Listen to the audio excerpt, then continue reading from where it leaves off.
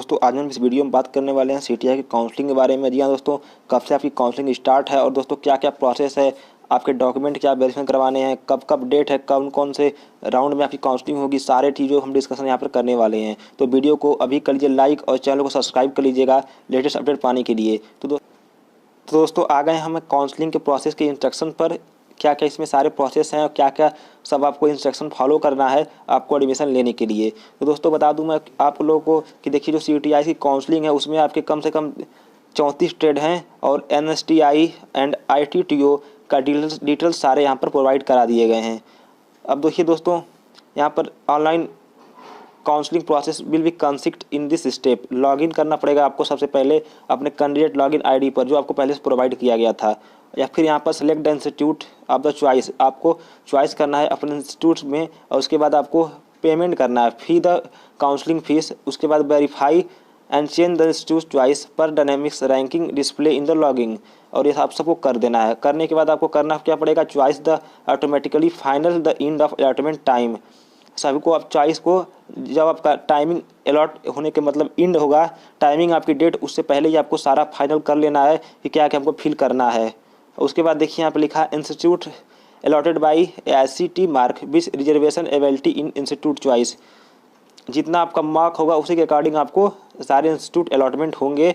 Go to the nearest DST NSTI and get document verified, get provisional admission.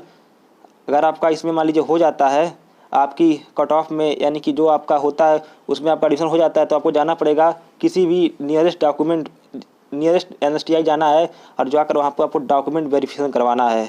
मान लीजिए आपने सब कुछ भर दिया, कौन कौन से कॉलेज चाहिए सबको फिल कर दिया। फिल करने के बाद जब आपका अलॉटमेंट होगा, अगर आपका अलॉटमेंट में हो जाएगा, यानी कि आपका अलॉटमेंट में हो जाएगा, आपका नाम रहेगा उसमें, तो आप जाएंगे किसी भी नियरेस्ट NSTI पर, वहाँ पर जाकर आप डॉक्यूमेंट वेरिफिकेशन करा लेंगे। ये नहीं कि जहाँ पर आपका कॉलेज मिला वहीं पर आपको जाना पड़ेगा, ऐसा कुछ भी नहीं है। नियरेस्ट आपने किसी भी जाइए और वहाँ पर जाकर अपना डॉक्यूमेंट वेरिफिकेशन करवा लीजिए। उसके बाद आपको करना क्या है, गेट प्रोविजनल एडमिशन। उसके बाद आपको वहीं पर एडमिशन भी ले लेना है। आपका एडमिशन जहाँ पर होना था वहाँ पर हो ही जाएगा, आप किसी भी जाकर नियरेस्ट करवा सकते हैं। अब उसके बाद देखिए यहाँ पर choose the transfer institute if they have got in the first choice. अगर आपको फर्स्ट चॉइस आपको नहीं मिलता है तो आप ट्रांसफ़र अपना करवा सकते हैं, वहाँ पर सारी प्रोसेस होगी। लेकिन ट्रांसफ़र करवाने में भी अगर आपकी रैंक, अगर आपका नंबर अधिक होना चाहिए तभी जाकर आपका ट्रांसफ़र होगा। अब देखिए यहाँ पर फ़ोटो, ओरिजिनल डॉक्यूमेंट, ये सारे आपको ले जाने पड़ेंगे अपने स्कूल पर जहाँ पर अपना वेरिफिकेशन आप करवाएंगे। अब देखिए यहाँ पर सबसे बात यहाँ पर जो लिखी गई है उसको हम पढ़ लेते हैं। देखिए कम से कम जो कोई भी ट्रेड हो, कम से कम 100 मार्क्स में से जनरल के लिए 33 का कट ऑफ बना है और OBC non criminal layer general या फिर EWC के लिए 29 नंबर कम से कम अगर आपके पास है तो अभी आप काउंसलिंग में पार्टिसिपेट हो पाएंगे। अगर इतना नंबर आपके पास नहीं है तो आप काउंसलिंग नहीं करा सकते हैं, आप काउंसलिंग नहीं करवा सकते। अगर जनरल में आपका 33 नंबर नहीं है, OBC में आपका 29 नहीं है और ST SC में अगर आपका 20 नंबर नहीं है तो आप काउंसलिंग में पार्टिसिपेट नहीं हो सकते हैं। देखिए आप साफ साफ लिखा है participate in online counselling in given below. अगर इतने नंबर हैं तो आप काउंसलिंग में क्या कर सकते हैं, भाग ले सकते हैं। अब देखिए यहाँ पर लिखा है काउंसलिंग फ़ी। वीडियो का पूरा देखिएगा, थोड़ा भी स्किप ना करिएगा। अगर कुछ समझ में नहीं आए तो वीडियो को दोबारा देख सकते हैं, सब कुछ आपको बताऊंगा मैं क्लियर से इसमें। अब देखिए काउंसलिंग फ़ी आपकी कितनी लगेगी, 1000 रुपये लगेगी, जो आपकी नॉन रिफंडेबल रहेगी। नॉन रिफंडेबल मतलब आपका 1000 रुपया वापस नहीं होगा। क्या होगा, ये एडजस्ट कर दिया जाएगा एडमिशन के समय एडजस्ट कर दिया जाएगा। अब आते हैं नीचे, हम आपको और कुछ बताते हैं जानकारियाँ। देखिए जो फेस है आपकी, फर्स्ट राउंड की काउंसलिंग होगी, उसके बाद सेकेंड राउंड काउंसलिंग और उसके बाद मॉपअप राउंड। मॉपअप राउंड क्या होता है दोस्तों, यही आपका मॉपअप राउंड मतलब ही जो सब सीट बची रहेंगी उसी पर मॉपअप राउंड होगा। यानी कि फर्स्ट राउंड में फिल हो गई, सेकंड में फिल हो गई, जो उसके बाद सीट बची रहेंगी उसी को बोलते हैं मॉपअप राउंड। उसी में मॉपअप राउंड में आपका हो सकता है। अब आते हैं इंस्टीट्यूट सिलेक्शन पर, कैसे आपको इंस्टीट्यूट सिलेक्शन करना है। देखिए a legal candidate who have log in there in selected choice, आपको लॉगिन अपना कर लेना पड़ेगा। उसके बाद आपको सेलेक्ट इंस्टीट्यूट करना पड़ेगा। मैक्सिमम कम से कम आपको 5 इंस्टीट्यूट क्या करने पड़ेंगे, चॉइस करने पड़ेंगे। कम से कम 5 इंस्टीट्यूट चॉइस करने पड़ेंगे। Less than 5 all the choice are mandatory. अगर 5 से कम रहेंगे तो आपको नहीं करना पड़ेगा। कम से कम आपको 5 चॉइस करना ही पड़ेगा। 5 से आपको अधिक नहीं करना है और 5 से कम भी नहीं करना है। कम से कम आपको 5 चॉइस करना ही है। अब देखिए यहाँ पर लिखा है 2 day time has given to the selected the finalise institute, यानी कि 2 दिन आपको समय मिलेगा अपने इंस्टीट्यूट को फाइनल करने के लिए कहाँ कहाँ हमें चॉइस करना है। अब फिर देखिए, at the end of the day select the choice and freeze now can further change. एक बार अगर आप सेलेक्ट कर लेते हैं तो उसको आप चेंज नहीं कर पाएंगे।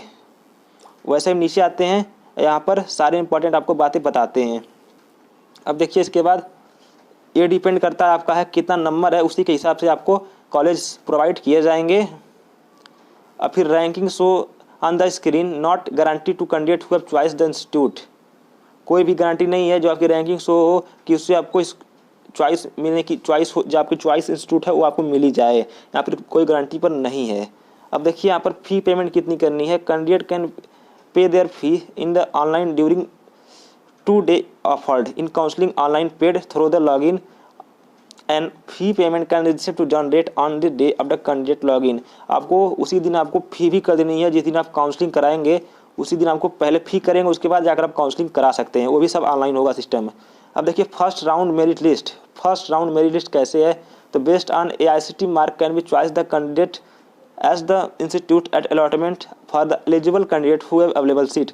देखिए जो आप नंबर पाए हैं, मान लीजिए जितना भी नंबर पाए हो, मान लीजिए आप 98 पाए हैं या फिर 99 पाए हैं, तो इसी के हिसाब से आपका चॉइस होगा कॉलेज का। जिसका नंबर अधिक रहेगा उसको उसका पहला वाला जो चॉइस रहेगा उसी को मिलेगा, इसी के हिसाब से होगा। कोई रैंक वगैरह नहीं यहाँ पर दिखाई जाएगी आपको, आपके जो नंबर पाए हैं उसी के हिसाब से आपको कॉलेज मिलेगा।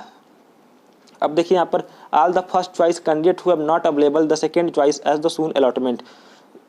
जिस कैंडिडेट को फर्स्ट चॉइस में एडमिशन मिल जाएगा वो सेकेंड में नहीं करवा सकता है अपना काउंसलिंग, सेकंड में वो चॉइस नहीं कर पाएगा। जिसको फर्स्ट में अलॉटमेंट हो जाएगा वो सेकंड में चॉइस नहीं कर पाएगा। अब देखिए candidate who can view their institute can allotment in the login print their institute allotment notification. जिस कैंडिडेट को मिल जाएगा वो अपना क्या करेगा, इंस्टीट्यूट का लॉगिन करेगा और अपना प्रिंट कर लेगा अलॉटमेंट नोटिफिकेशन। उसको कॉलेज जो अलॉट हुआ होगा वो अपना नोटिफिकेशन को प्रिंट कर रख लेगा कि आपको ये वाला कॉलेज अलॉटमेंट हो गया है। अब देखिए प्रोविजनल एडमिशन में क्या कह दिया है। Candidate can go to nearest NSTI fees recipient institute and allotment her he notification provisional admission. देखिए आपका जब हो जाएगा तो आप करेंगे क्या, आप नियरेस्ट जाएंगे और आप उसको प्रिंट कर लेंगे। जो इंस्टीट्यूट आपको अलॉटमेंट हुआ रहेगा उसको आप प्रिंट कर ले जाएंगे नियरेस्ट NSTI पर। किसी भी नियरेस्ट NSTI पर आप ले जा सकते हैं जो आपके घर के नज़दीक हो। घर के नज़दीक मतलब जो आपके जहाँ पर आप जा सकते हो आसानी से, वहाँ पर आप जाएंगे और वहाँ पर आप अपना दिखाएंगे इंस्टीट्यूट का जो आपको अलॉटमेंट होगा नोटिफिकेशन, उसको आप दिखाएंगे, उसको प्रिंट कर और वहाँ पर अपनी आप फीस पेमेंट कर देंगे। देखिए जो आप 1000 रुपया पे करेंगे ना, उसी में आपको ये ऐड हो जाएगा आपका फीस। जितना भी आपका फीस होगा, मान लीजिए यहाँ पर 1000 रुपया और हो तो ये सारी फीसें आपकी ऐड हो जाएंगी आपके 1000 रुपये में, अगर आप एडमिशन कराएंगे तो। अगर आप एडमिशन नहीं कराएंगे तो आपका 1000 रुपया वापस नहीं होगा। NSTI वेरीफाई करेगा आपका सारा डॉक्यूमेंट और फिजिकली भी आपका क्या करेगा, वेरीफाई करेगा। जहाँ पर आप किसी भी NSTI पे जाएंगे वही आपका सारा वेरिफिकेशन करेगा।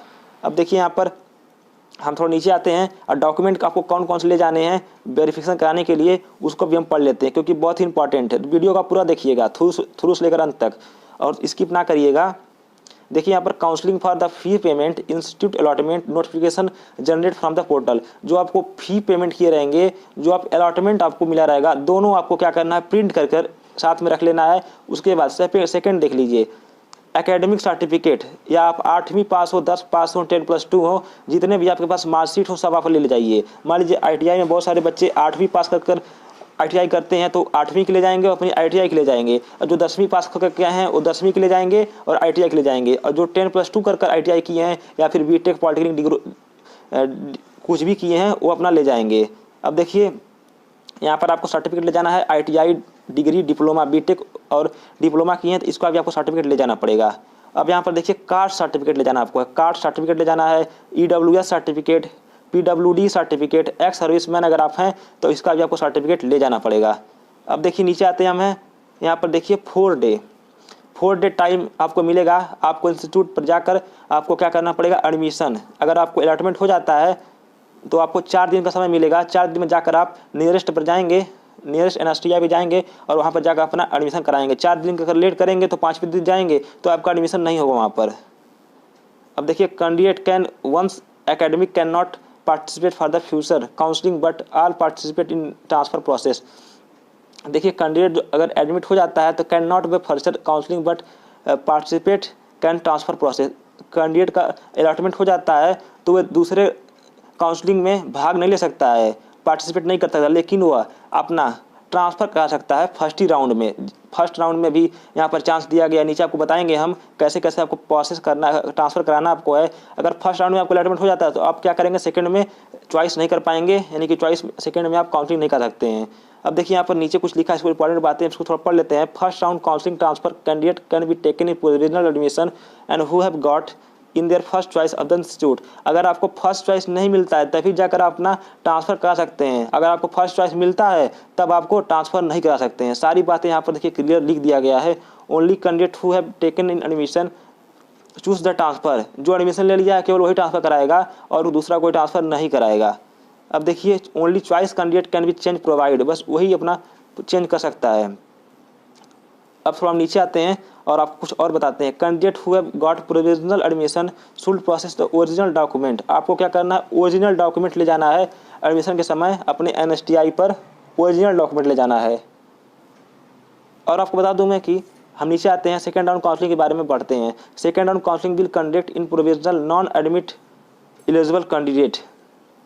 Second round counselling will conduct all provisional and not admit candidate.